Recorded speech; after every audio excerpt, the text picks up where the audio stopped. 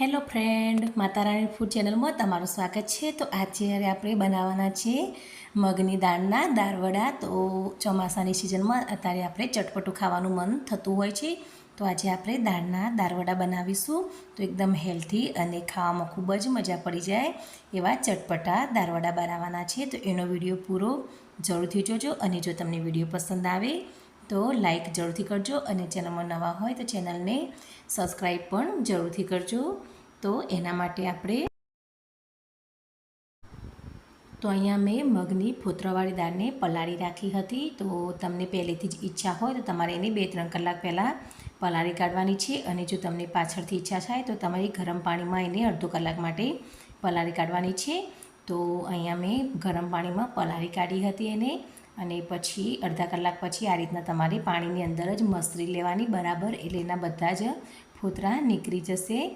મોટાભાગના લોકો મગની દાળના દાળવડા વધારે બનાવતા હોય છે, એનો ટેસ્ટ પણ સારો આવતો હોય છે, અને ફોતરાવાળી દાળ જ પણ લેતા હોય છે. તો તમારી આ રીતના આ દાળ લેવાની છે, અને આ રીતના ગરમ પાણીમાં નાખીને મસળી દેવાની છે અડધો કલાક પલાળી રાખીને. પછી એને સારા પાણીથી બરાબર 2-3 વાર ધોઈ લેવાની, એટલે ઉપરથી એના ફોતરા બધા નીકળી જશે. અમુક રહે તો ચાલે, મોટાભાગના ફોતરા બધા નીકળી જશે. તમે હાથથી આ રીતે દબાવશો તો દાણો પણ એકદમ તૂટી જાય એવો થઈ ગયો છે. તો હવે એનું બધું પાણી આપણે નિતારી કાઢ્યું છે. હવે એને મિક્સર જારમાં નાખીને પીસી લેવાની છે. તો અહીંયા આપણે પાણી બિલકુલ રાખવાનું નથી. તો અહીંયા મેં થોડી નાખીને 2 વખત પીસી લઈશ. તો 2 લીલા મરચાં, થોડીક લસણની આખી દરી મેં લઈ લીધી છે. એકદમ સરસ એવો ટેસ્ટ આવશે લસણનો. અને આદુનો ટુકડો નાખી દીધું છે. લસણ જો તમને પસંદ હોય તો નાખવાનું. હવે આપણે એને પીસી લઈશું. અહીંયા પાણીની જરૂર નહીં પડે પીસવા માટે. પાણી નાખશો તો ખીરું એનું ઢીલું થઈ જશે. જો ના પીસાય તો તમે થોડુંક 2-3 ચમચી જેટલું જ નાખવાનું, અને આ રીતના આપણે એને અધકચરું પીસી લેવાનું છે.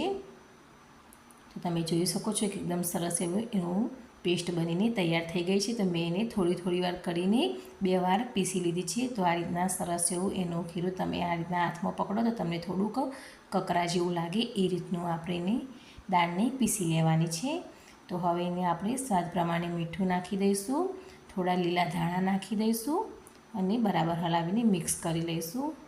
અહીંયા આપણે સોડા નાખવાના નથી. જો તમને નાખવા હોય તો નાખી શકો છો. અહીંયા હું સોડા વગર જ બનાવવાની છું.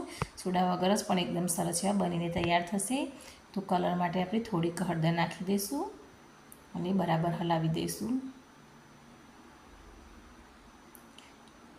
જો તમને ઢીલું લાગે તો તમે અંદર થોડો ચોખાનો કે ચણાનો લોટ નાખી શકો છો, પણ આ રીતના આપણે પેસ્ટ રાખવાની છે. હવે અહીંયા મેં તેલ પણ ગરમ કરવા માટે મૂકી દીધું હતું. તો તમે આ રીતના નાખો, અને થોડીવાર પછી તરત જ ઉપર આવી જાય એટલે આપણું તેલ સરસ એવું તળવા માટે તૈયાર છે.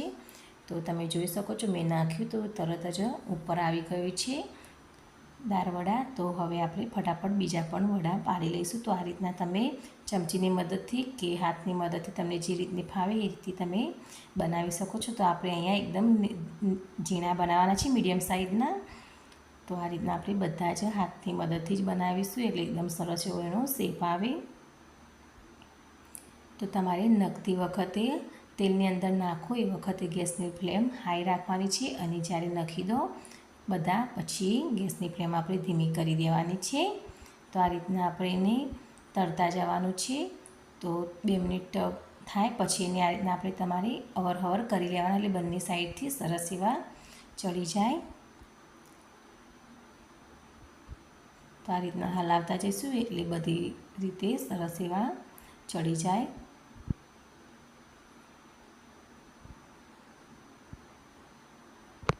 તો આપણે ચોમાસામાં વરસાદની સિઝનમાં આવું ચટપટું ખાવાનું મન થતું જ હોય છે. તો આ રીતે તમે દાળવડા બનાવો તો ખાવામાં પણ ખૂબ જ હેલ્થી છે, બાળકો માટે પણ ખૂબ જ સારા.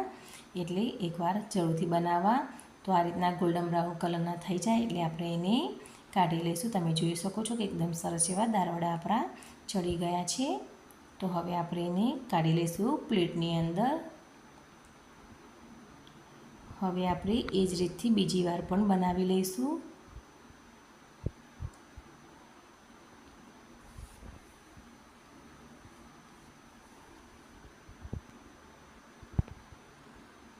તો બધા જ દાળવડા મેં અહીંયા એકદમ ઝીણા એવા મીડિયમ સાઇઝના બનાવ્યા છે.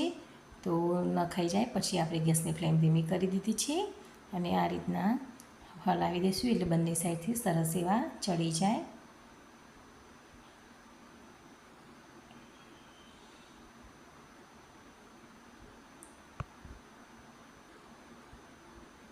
તો તમે જોઈ શકો છો કે આપણા દાળવડા બીજા પણ બનીને તૈયાર થઈ ગયા છે. તો આ જ રીતથી આપણે બધા જ દાળવડા બનાવીને તૈયાર કરી લઈશું. તો એકદમ સરસ એવો કલર પણ એનો આવે છે, તમે જોઈ શકો છો. સાથે આપણે થોડા લીલા મરચાં પણ તળી લઈશું. દાળવડા સાથે લીલા મરચાં ખાવામાં ખૂબ જ ટેસ્ટી લાગતા હોય છે. તો દાળવડા આપણા બનીને તૈયાર થઈ ગયા છે. તમે જોઈ શકો છો કે એકદમ સરસ એવા સોફ્ટ બન્યા છે. તો તમે એને ડુંગળી સાથે ખાશો તો પણ એકદમ સરસ એવો એનો ટેસ્ટ આવશે. આ રીતના તમે અંદર ડુંગળી મૂકીને ખાવાનું. તો ગરમા ગરમ દાળવડા બનીને તૈયાર છે. તો તમે એને ખજૂર આંબલીની ચટણી સાથે, કોઈ ચટપટી કોઈ પણ ચટણી સાથે, ડુંગળી સાથે અને મરચાં સાથે ખાશો તો એકદમ સરસ એવો એનો ટેસ્ટ આવશે. અને જો તમારે ચા સાથે પણ ખાવા હોય તો પણ એકદમ સરસ એવા લાગશે. તો બનીને તૈયાર છે આપણા ગરમા ગરમ દાળવડા. તો તમને વિડીયો કેવો લાગ્યો જરૂરથી કહેજો, અને પસંદ આવે તો સબસ્ક્રાઈબ જરૂરથી કરજો અને એક લાઈક પણ જરૂરથી કરજો. Thank you.